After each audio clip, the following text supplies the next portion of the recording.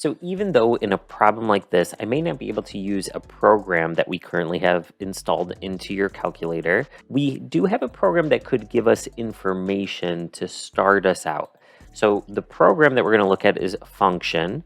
So let's go ahead and press alpha. And to get to the F, I can press cosine here to activate that green F, or you could scroll down, whichever one you prefer. And we're going to look at quadratic. So we've talked about how step 1 of our Triple T math document says, don't look at the answer options right away. They'll only confuse you. However, it can be helpful to look at the answer format. Now here, when we look at the answer options and see the fact that they're all in this vertex form, well, notice here, vertex form is basically exactly what they have, where the vertex is HK. So this negative in front of the H is essentially telling us whatever the x coordinate of the vertex is, you take the opposite of it when inputting it into the equation or when removing it from the equation. So what I mean by that is we can see the vertex of this function if we essentially do the line of best fit, and we see that the vertex is at 23 comma point something, less than 1. So if we say,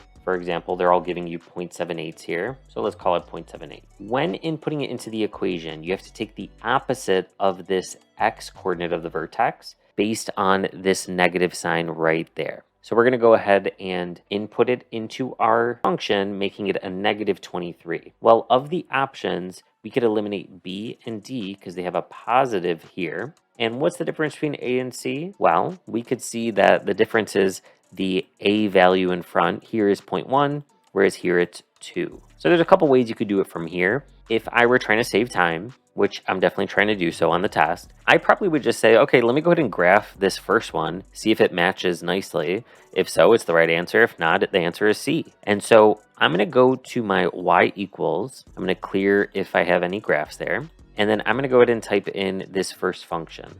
So we have 0.1, and I'm just going to type everything the way that I see it here. Close the parenthesis.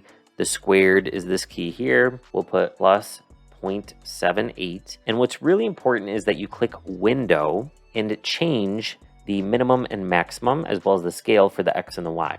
And it's good to be familiar with this. So notice they're counting by ones, but they're going from 20 all the way to 31 on the x-axis. So we're going to type 20, enter, 31, and the scale is 1. Now on the y-axis, they're going from 0 to 7, counting by ones. So we'll do 0 to 7 by ones. And now when I press graph, well, that looks pretty good. So the correct answer option is A.